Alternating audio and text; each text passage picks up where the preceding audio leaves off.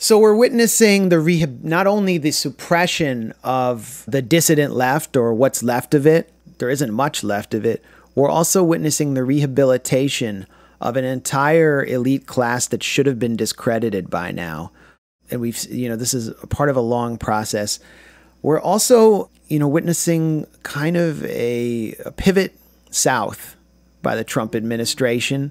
The Bush administration was really focused on the Middle East to the point where socialism was able to flourish in Latin America. And we saw the pink tide first with Hugo Chavez defeating the 2002 coup, and then, the election of Rafael Correa, the election of Evo Morales, the election of Lula da Silva, the Kirchners coming into power, then Daniel Ortega in Nicaragua, all these figures many of them had been actually tortured in prison by right-wing juntas propped up by the U.S. coming into power under the Bush administration.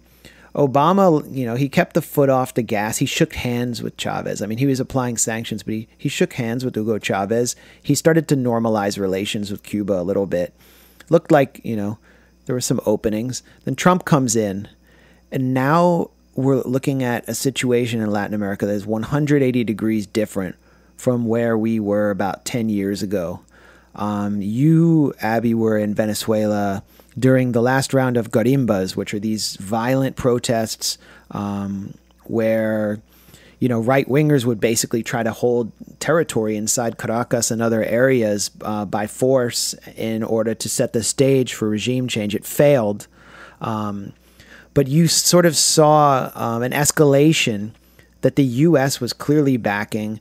And then last week, we saw an attempt to assassinate Nicolas Maduro, who is the elected president of Venezuela, through a series of kind of homemade drone attacks, drones carrying C4. Of course, the New York Times and all of the many of the publications that mocked us for questioning, chemical attacks in Syria immediately suggested that these were false flag attacks. They clearly are not. We have established that now. And the U.S. is setting up shop on the Colombian border. You were also in Colombia, and really using Colombia, which has just elected a right-wing president, Ivan Duque, as a staging ground, the same way that southern Turkey was used against Syria. So, what did you see when you were in Venezuela, and what's happened, since you left, and now that you're, watching another escalation? Yeah, I mean, we're talking about a region of the world that was subservient, that was ravaged by colonialism, revolution, counter-revolution for decades. When Chavez won that democratic victory, there started to be this huge progressive wave, as you mentioned, this pink tide. Telesur was an outgrowth of this pan-Latin American unity and independence. And the media, the Telesur, and I just wanted to preempt this by explaining really quickly that Telesur was an outgrowth of this movement.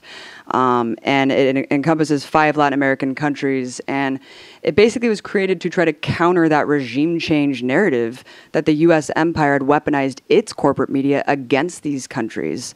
So that's why I'm really proud to work for Telesur and do the Empire Files and to provide that historical narrative behind all of these issues.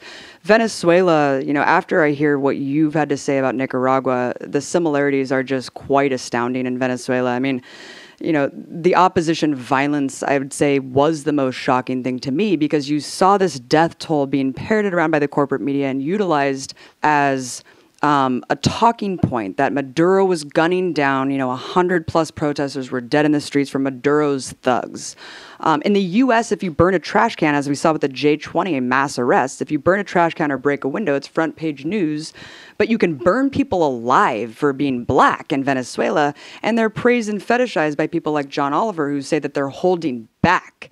He actually says, all they have is Pupatov cocktails, and they're pretty fucking restrained. Well, they're actually not restrained. They're armed with bombs, knives, IEDs. They've assassinated socialists. They've done exactly this kind of textbook operation that we see when there's a coup fomenting from the U.S. empire and its arms. I mean, they were targeting all of the social services from the Maduro government, maternity clinics, schools, food distribution warehouses, which I thought was really fascinating, because here we hear this narrative that Venezuela is a starving nation and there's mass famine. Well, when I was there, I quickly realized that There is no mass famine. There is no mass starvation. There's a particular shortage of food items. There's not a shortage of food in general. And these food items are controlled by specific corporate or capitalist powers that control several items in the Venezuela's food basket that the government has tried to subsidize to provide to poor and working class communities. And they withhold them. It's a big economic war that is acknowledged by them. They will blame the price controls and inflation of a way that they need to hold back these materials, et cetera, et cetera. But the point remains is that they're utilizing this narrative and fomenting this hysterical humanitarian crisis that is actually fake and is actually really cynical and disgusting, especially when we're talking about a country like Yemen, that 3 times the amount of people are at risk of starving to death by the end of this year than died in the Holocaust. They are starving to death with our tax dollars. So it's just disgusting to see the U.S. media work hand in hand to push forward this fake, preposterous narrative that people are dying in mass and they're all starving and that people are protesting because they have nothing left and they have to commit violence because they have to overthrow their government because they're so corrupt. I mean, I was out there, I followed around one of these guarimbas and I did go to actual protests as well. And there are tens of thousands of people in the streets that are white, middle to upper class. You can tell they're more wealthy just by their clothes, the jewelry that they're wearing. And when you talk to these people, they kind of repeat those lines. Maduro's a dictator. We can't buy what we want. And then you start talking to them more and more, and it becomes, again, we can't buy the things we want to. Not that we're starving, but it becomes a little bit more confusing, especially when you see that there's this faction called the Guarimbas that are the fascist right-wing elements, the masked, roided out dudes that are shirtless running around the streets that are creating flaming barricades. We followed one of these offshoots at the end of a relatively peaceful protest where tens of thousands of people were peacefully, democratically protesting and able to do whatever they want without government interference. But when night fell, that's when the Guarimbas took hold, and we followed around one, and they ran up to us in a heated kind of, they looked like they were on meth. They were like, "Who the fuck do you work for?" And it was honestly the scariest time in my entire life because I thought, if they know I'm working with Telesur, I will get killed. And there will be virtually no repercussions because Western media couldn't give less of a fuck about what I'm doing, about what they're doing. So I said, I'm American media. I was like, I'm here to tell your story, and I'm just going to do whatever you want me to do. I mean, you're going to say whatever you can to be alive at that point. And they said, show what the government does to us. Don't show what we do. So we had to pretend not to film them. But I mean, it was unbelievable what they did. We followed them. They were commandeering 18-wheeler trucks, pulling drivers out of the trucks, setting the trucks on fire, creating giant flaming barricades on the freeway. People with motorcycles were flying off.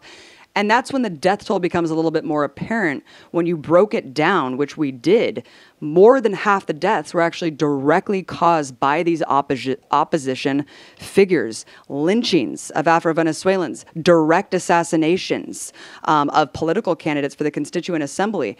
And the problem is, it's maybe unfair to link them in with everyone who's protesting in Venezuela, but the problem is the opposition leaders in Venezuela turn a blind eye, encourage, and actually foment the Guarimbas, again, to create that international humanitarian crisis narrative that we need regime change. People are dying in the streets, and it's actually really fucking sick game and very cynical that they're willing to sacrifice their own people to try to beg the U.S. empire to come in and save them. Yeah, that actually is a tactic that was advised, that was conceived by Gene Sharp, who is the kind of progenitor and pioneer of the concept of nonviolence as a form of warfare. Gene Sharp consulted for the CIA. He worked with a U.S. Army military intelligence officer to draw up the plans for.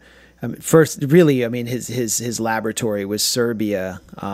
There's a documentary called Otpor about the kind of faux democracy movement that he helped create with the U.S. Institute for Peace and the National Endowment for Democracy to overthrow Milosevic. And, these tactics have since been used in places like Ukraine, where we got a less than democratic result, with the current rampage of neo-Nazis.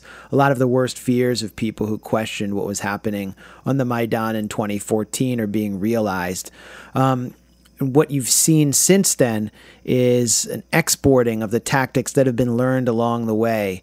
Sharp imagined He's also was heavily influential in the Arab Spring and is credited by a lot of Arab Spring leaders with their tactics, with the tactics that they put to use. But we didn't see nonviolence used as a weapon of warfare. We saw some of Sharp's kind of blueprint for regime change applied atop a very violent very violent series of insurgencies. And so, starting in Ukraine with the right sector, far-right nationalist street muscle that was overseen by Vadim Troyan, who is now the, I think, Deputy Minister of Security in Kiev, basically a figure you could plausibly describe as a Nazi. These guys fashioned their own shields to take on the riot police by carving up steel barrels and, fashioned their own handles. Then they would paint them with ultranationalist symbols. And of course, they'd carry clubs or whatever else they could. But the shields were really important to allow them to advance on the Maidan against the riot police. Bloomberg reported that in Venezuela, at the time that you were down there to cover the garimbas, films were being shown. There were film screenings of a film made by a Russian emigre filmmaker, Eugene Afanevsky, called Winter on Fire, which was a celebration, basically a propaganda film for the Maidan coup and the far-right forces. And it was shown in Venezuela, and the tactics were immediately adopted. I'm sure you saw some of these shields in the garimbas. They got that from Ukraine, from Right Sector, which is now the Azov Battalion, a neo-Nazi militia that's incorporated into the Ukrainian National Guard. And I saw these tactics when I was just in Nicaragua. I wasn't there. I arrived right as the fighting ended. But it was very clear, and it was also clear from observing social media, that the tactics from Venezuela and the people from Venezuela were being imported into Nicaragua to help man and carry out the strategy of the tranque, or the roadblock, which was where these roadblocks were basically set up with cobblestones from the streets, homemade mortars and rifles and whatever weapons they could gather together to shut down the country's economy, to strangle the country, and then to begin making the case for regime change. And part of that case was, we are taking bodies. Ortega is killing us. Ortega's wife went on air, Rosario Murillo, who's the vice president, and said they are vampires who need blood. And this was deemed very unfortunate rhetoric by Rosario Murillo. But in many ways, it was true. If the opposition could claim that they were being massacred by the Sandinistas, when actually it was in many ways, it was the reverse of that scenario. If they could claim that, then the U.S. would have to intervene. It was very much like the Syrian Red Line policy. And I said it was the reverse of that scenario. I recently published a clinical breakdown working with the research of a Nicaraguan independent researcher, Enrique Hendricks, of the death toll, which showed the same thing that you found, Abby, in Venezuela, which was that possibly more Sandinistas died than people among the opposition, including armed members of the opposition, and that those Sandinistas were killed in the same fashion, in many cases, as supporters of the Bolivarian Revolution were killed in Venezuela. They were burned alive. They were kidnapped from their homes and shot or beaten to death. They were lynched. There was a purge of Sandinistas for something like 55 days this spring and summer in Nicaragua, and our media hasn't said a fucking thing about it. So that's really where you can see the deception is in the manipulation of the death tolls. But then there's the transfer of tactics that we see in each of these regime change operations, which start with the tableau of Gene Sharp's nonviolence as a form of warfare and grow gradually more and more violent and more sadistic towards their opponents. Where are we heading next? Well, I wanted to say a couple more things about Venezuela. I mean, one other thing that I forgot to say was that our colleague at Telesur actually got shot in the back. A week after we left, there was this hysterical fake news story that we were actually government spies just because we were telling the truth about the death toll. All of it was verified. We look at the autopsies, at the original articles, and all of it was verifiable. Yet We were spies who were outing protesters, and therefore Telesur became even more of a target. Our colleague was shot. Luckily, she was wearing a bulletproof vest, but she was also attempted to be firebombed by these same Guarimba activists. And I actually asked one of them with a pinned grenade in his hand, "Why are you holding a pinned grenade?" And he said, "I cannot be an entrepreneur here." And that really said it all. That's why you're willing to blow up a food distribution warehouse, because you can't own a business in this country. And, quickly about Colombia, we're talking about a country that the U.S. has poured $10 billion, in Plan Colombia. First, it was fighting the communists. Kennedy started the Kennedy Doctrine, which basically created the paramilitary death squads. And there's obvious training and coordination with the U.S. military, and there has been ever since that time. Of course, they've switched the rationale for it, but it's undeniable that these people were trained in Colombia, and they are being trained in Colombia, and that's exactly what Maduro said in the wake of this latest assassination attempt. I mean, like you said, the U.S. corporate media loves to mock anyone who's claiming that anything that Western powers and allies do is, suspect, or the narrative might be wrong. That's a conspiracy theory. You're crazy. Yet you see that line when it serves the Washington consensus, as you said, that Maduro did this to himself. It's a false flag, and you're insane for actually thinking that it was real. D.C. and Bogota claimed that they had no hand in the assassination, and we already know that John Bolton was talking about invading Venezuela. We know Trump was begging his advisors to invade Venezuela. We saw Colombian President Santos telling U.S. business leaders that, quote, Maduro's days are numbered, calling for the Venezuelan military to remove him from office. So, yeah, I mean, Maduro says that he has evidence that this was actually plotted in Colombia, in Miami, and they were using the opposition as a tool to carry it out. And I actually believe it based on what I have seen and what we know the U.S. has already done to work with the opposition. We're talking about $50 million since 2009. We're talking about Trump begging Falcone, who got the next amount of votes when Maduro won the last presidential election, to drop out of the election so Maduro could look like he's running unopposed and to delegitimize his legitimate victory.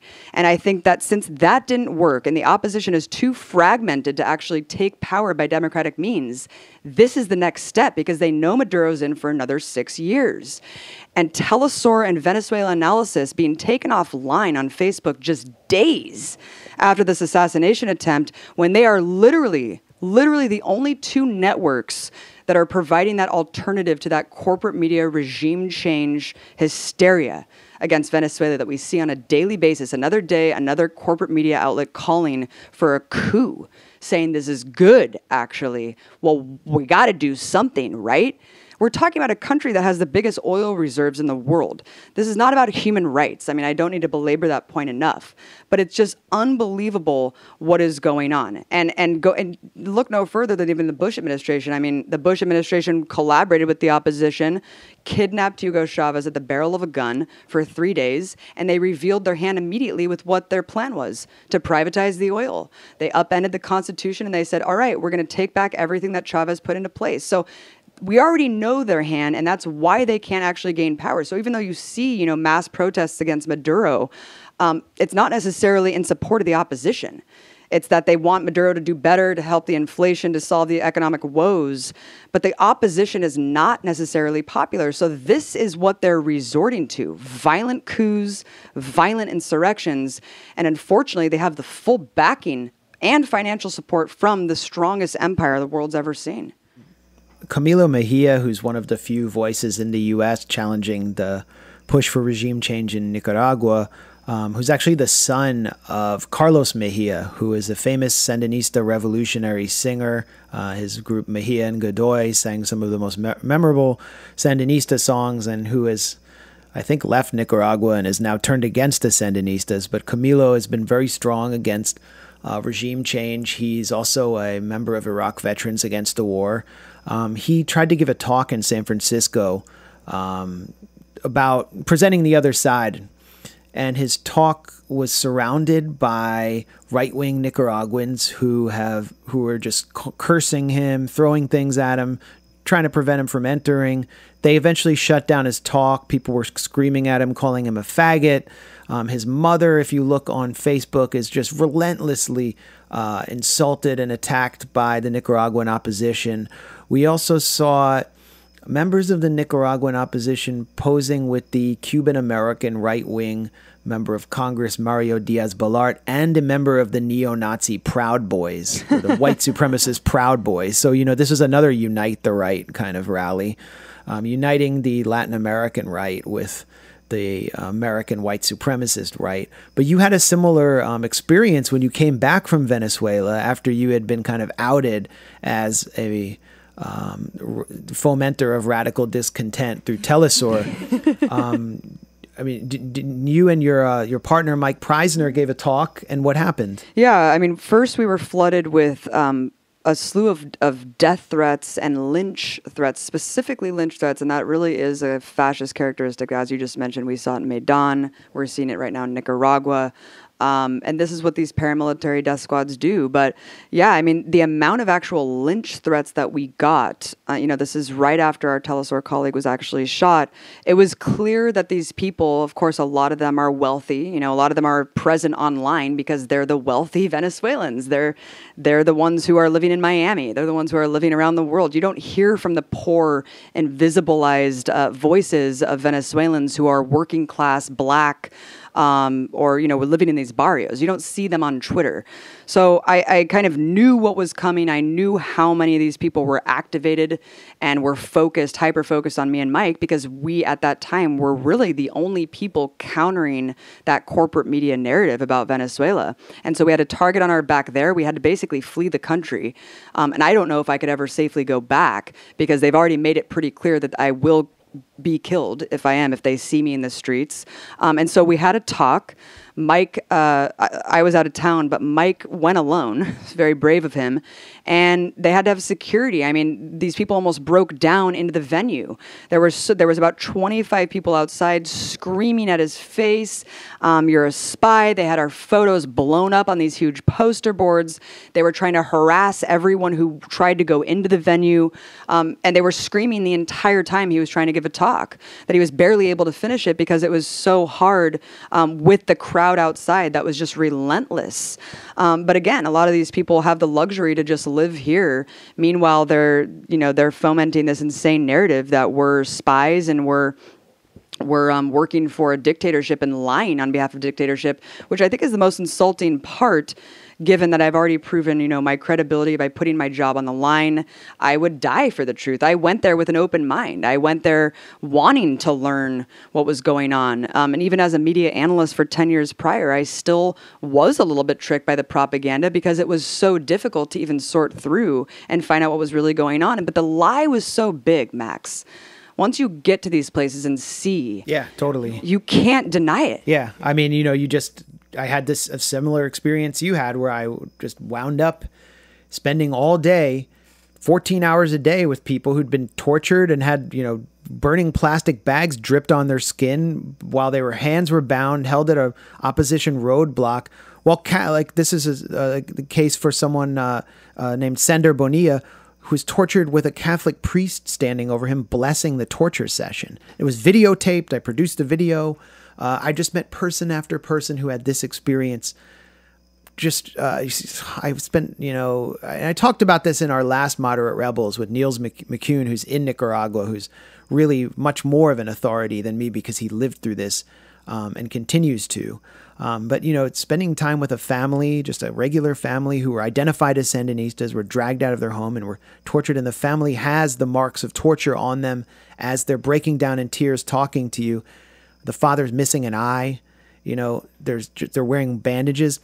And then you say, has any Western reporter or any human rights group talked to you or recorded your testimony? One after another, they all shake their heads. It's like there's a deliberate cover-up. There was a student, Leonel Morales, who was one of the student leaders who originally came out to protest Ortega's social security reforms and fell into it. Then he realized that the university that he had allowed the student protesters onto is now being filled up with armed gangs who are being supplied from the outside that weren't students. And he came out and denounced them, was dragged out of his girlfriend's house by 3 pickup trucks full of armed men, shot in the neck, shot in the stomach, shot in, all over his body and thrown in a ditch to die. He somehow lived, was found by an ambulance. I interviewed him in the hospital. I think I was the first journalists to interview him because his jaw had just been unwired and he had just come out of surgery. And, I put the pictures out there. I talked about it. I have over 100,000 Twitter followers. A lot of journalists follow me. Not a fucking Western reporter has talked to Leonel Morales. They just don't want to talk to him. Meanwhile, these right-wing, the right-wing students who are getting pampered and taken to fancy conferences and hotels in Costa Rica, they were just in town at the right-wing Hudson Institute, and every journalist was there to talk to them. So it's just such a straight-up cover-up, and it's infuriating. It's also infuriating to discover what you found, not only in your own work as you tried to talk about it, but in Venezuela, how these regime change operations poison societies and turn neighbors against each other. And that's what I also found in Nicaragua. All the nightlife in Managua was shut down.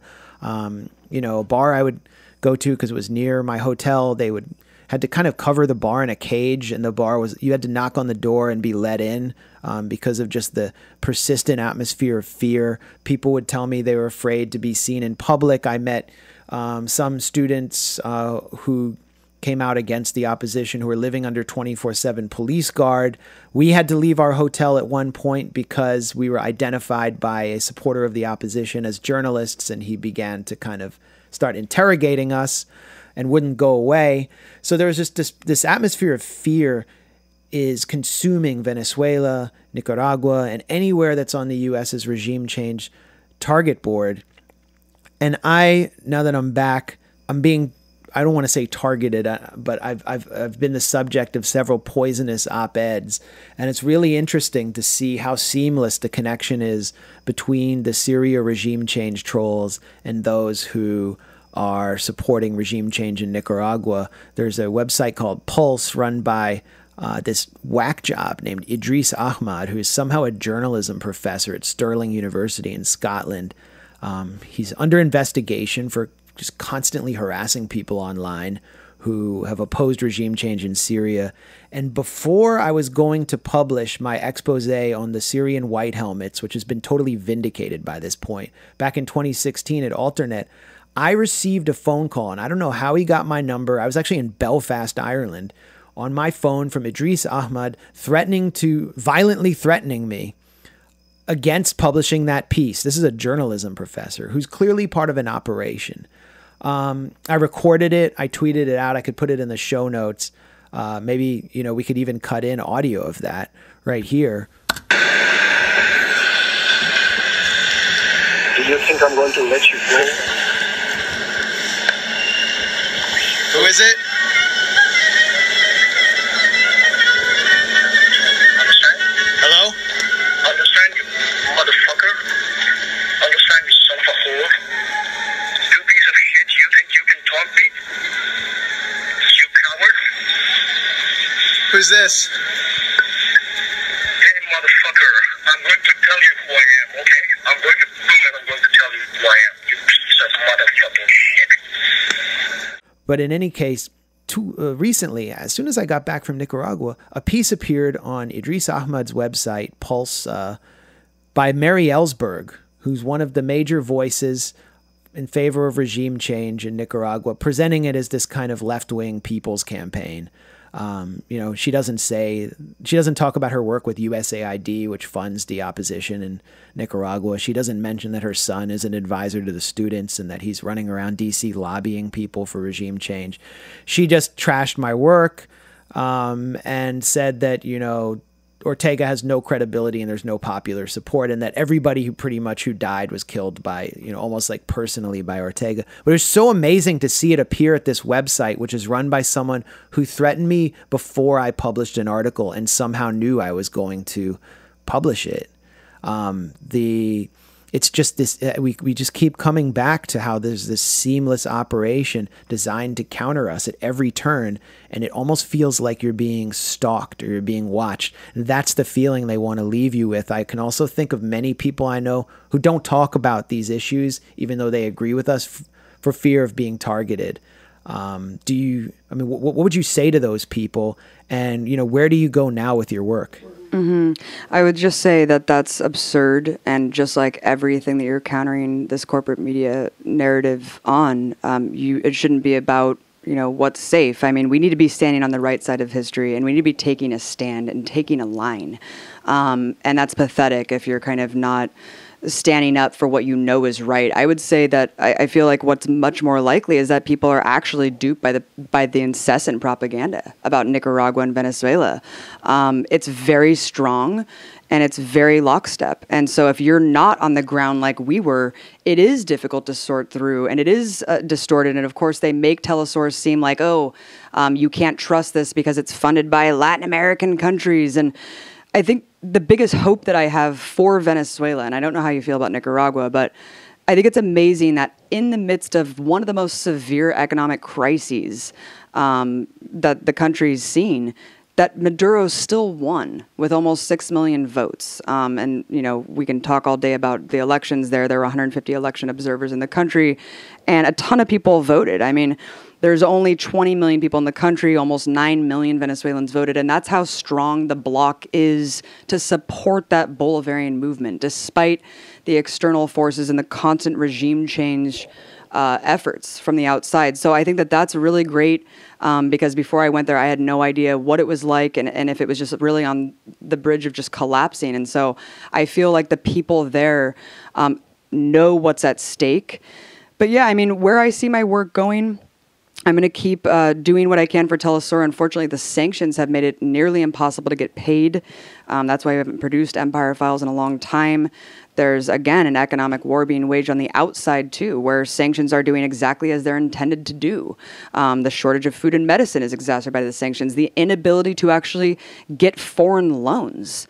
Venezuela has a lot of problems trying to actually pick itself back up, which of course is the crux. That's the purpose. Just like the CIA during Salvador Allende said, we want to make the economy scream. Kind of similar tactics are going on there. But, where is it going? Look, the establishment and the whole Russiagate narrative is basically convincing people that our enemies are not who rules over us, this oligarchy, these ruling elites that really control the narrative and control all of the wealth and have seized all the wealth from the financial collapse and continue to lock down all the information. Those are not the enemies. They're not subjugating humanity. The empire is not the enemy. But those we see, the activists, dissidents, left-wingers, those all have the evil forces behind them. Those are the real enemies. And, if we buy into this, what's going to happen here? Or like weaker foreign countries that we're sanctioning. Right. Yeah, exactly. I mean, Russia's behind Charlottesville, as we all know. Oh, yeah. Who just said that? Josh Rogan? Well, he was quoting Tom Garrett, who was the member of Congress, Republican, who represented Charlottesville, who actually posed for a picture with Jason Kessler, who just came to D.C. for Unite the Right, too. Unbelievable. The guy who posed with the white supremacist who's getting run out of office blamed Russia for what he helped contribute to. I mean, look, as an American journalist, I just don't understand why more Americans who spend their money in this system and understand where your taxes are going to kill, destroy, and destabilize countries on a daily basis, bomb civilian neighborhoods. The U.S. empire is the world's greatest source of suffering, the greatest threat, obviously, and independent journalists who want to have credibility need to stand on this side. I mean, we have to go after the jugular of this rotting, flailing empire and call out the deeds of the oppressors. And we have to prepare to fight, live, and die on the margins because that's where we'll always be. As you said, the establishment is never going to have a reckoning. So we have to be prepared to always be in that position. But at the same time, we have to look back on our work and just say, I stood on the right side. And we can't help what the public does or doesn't do. All we can do is do what we can. And it's just what I find just disturbing is how little people are really doing that. Yeah, I agree. I would just close by saying that one of the things I've learned about countries that have stood down a ferocious regime change campaign is that they didn't do it through a dictator and his military. There was always a mass popular mobilization. This is what I witnessed in Nicaragua. It's definitely something we saw in Venezuela, but it also took place in Syria, and those people, of course, won't get any credit.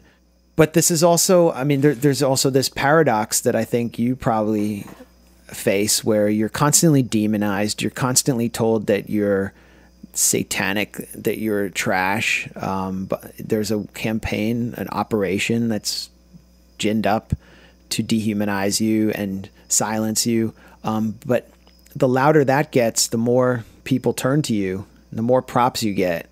And, you know, you, I think, can speak to that better than me, but I think that's something that, you know, people who are listening to this who feel discouraged should take into account, which is that there is a community out there. And if you're listening to this, you're part of it. There is a community that I think is growing of people who are really wise to what's going on.